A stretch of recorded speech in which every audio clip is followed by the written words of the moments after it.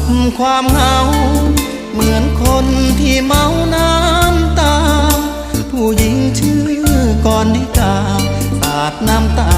มาราดดวงใจ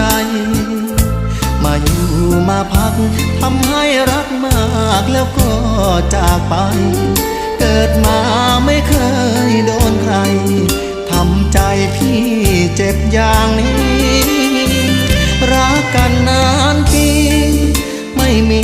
ความหมายหรือไรผู้ชายที่มีแต่ให้ผิดเรื่องใดจึงไม่ปราณีเขาดีแค่ไหนจึงกล้านอกใจผู้ชายคนนี้แอบคบแอบทำย่ำยีหนีตามเขาไปไม่ลาก่อนนิกาอยู่ไหนหัวใจพี่คร่ำครวญหาทุกที่ที่เราเคยใกล้ชิด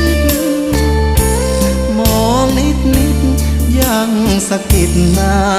ำตา